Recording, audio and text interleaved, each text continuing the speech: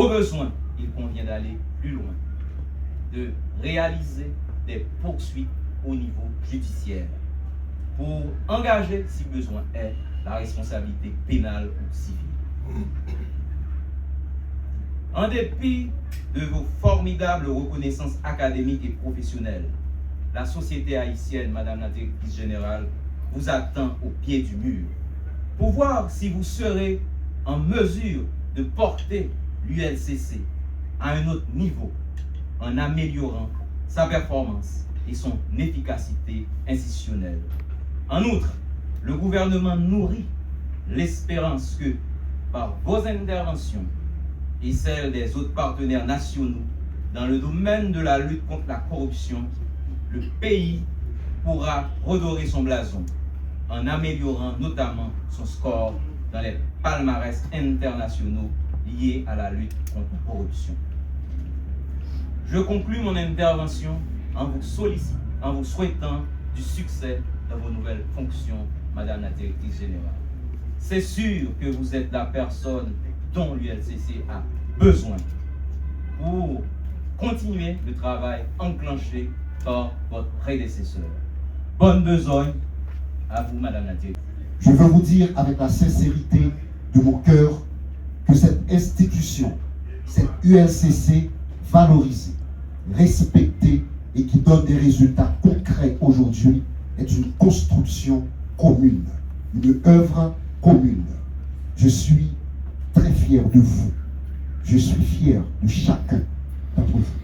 Enfin, je vous demande, chers employés, d'accorder pleine et entière collaboration à votre nouvelle directrice générale qui, je prends en votre nom cet engagement, ne cessera de reconnaître et de mettre en valeur vos compétences.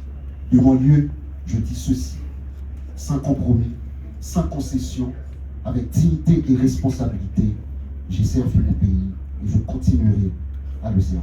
Je vous remercie. Chaque maillon joue pleinement son rôle, la chaîne devient solide, cohérente, robuste et capable de résister aux prédictions, aux influences et aux tentatives de contournement.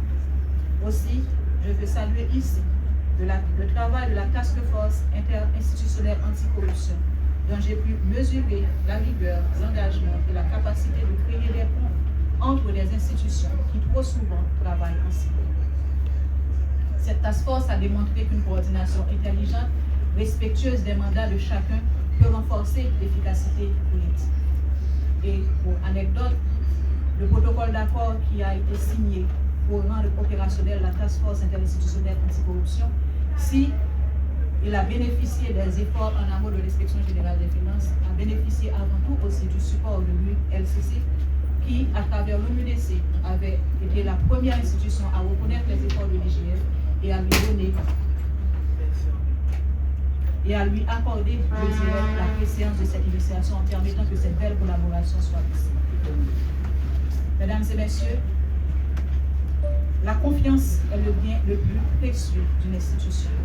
Elle se construit lentement par le travail, la cohérence, l'exemplarité et les résultats. Je n'ai pas la prétention de promettre des miracles. Je n'ai pas la prétention de parvenir à répondre à mes responsabilités seule, sans une équipe solide, qui soit dévouée et qui soit très engagée à remplir sa mission. Je prends simplement l'engagement de servir avec honnêteté, courage et loyauté envers la République, et je souhaite que chacun puisse juger notre action à la lumière de nos résultats, de nos professionnalismes et du respect constant des principes de justice et d'équité.